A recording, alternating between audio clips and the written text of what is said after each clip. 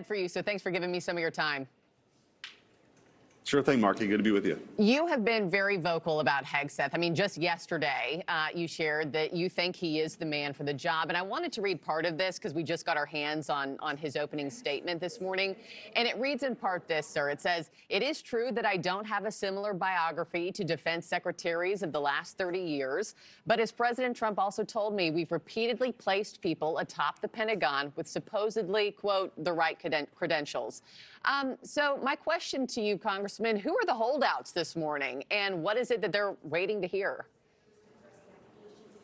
I don't think there's any Republicans that are apprehensive about this at all. In fact, I think we're really excited about getting Pete Hegseth in that important role. For too long, I think the last 4 years, the Pentagon's been captured by this woke culture.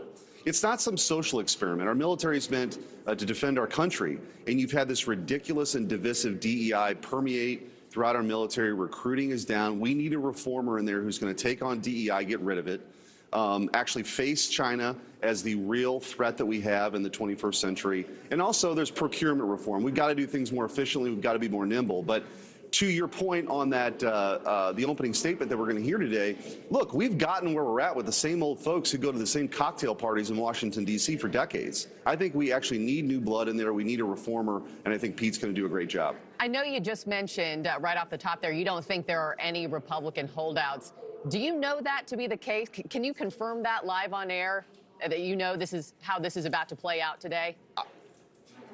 I mean, I've not polled every single Republican on him specifically, but I'm not aware of any no votes, and I think that's a real positive sign. He's been around the offices. I mean, he was in my office over a month ago, so he's having these important conversations. I would hope that the Democrats would come around. As Americans here, I think this is a really important role, that they wouldn't engage in such partisan attacks just to sort of bloody up someone who I think is going to sail through his confirmation process that starts today. Yeah, and just to piggyback off what you just said, you recently met with him, so the two of you have talked behind closed doors. When Americans tune in to watch today for the, 4 or 5 hours that this may take, what can they expect you to ask him in front of those cameras? Well, I want to make sure he's going to get rid of this divisive DEI. There's no place in our military for dividing the room by oppressor and oppressed. This is cultural Marxism and race essentialism that is destroying recruiting. There's a reason why our military men and women, have similar haircuts and wear uniforms. We're trying to build commonality here. We're all Americans, and that is our lethality. That's our most lethal fighting force to defend the men and women of this country, the citizenry. And so the Democrats have used this in their sort of woke ethos as a social experiment, and it has utterly failed. It has utterly failed, and so I'm going to make sure he's on record saying he's going to get rid of that stuff. But I think also having this warrior mentality, having a soldier in that role, I think will command a lot of respect, and I do think it'll help recruiting.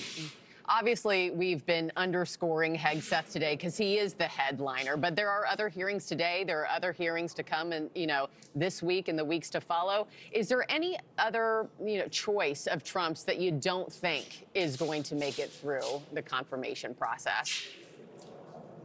No, I think they're going to get through. And just a little fun fact historically, since Bill Clinton, there have been only 2 no votes of any nominees from the president's party.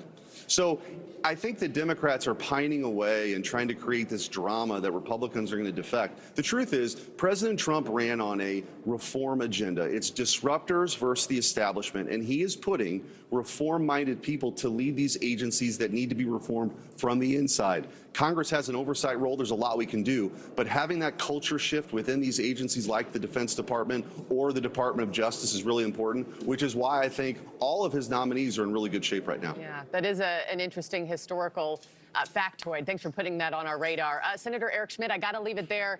Thank you so much, sir. We'll be watching closely today.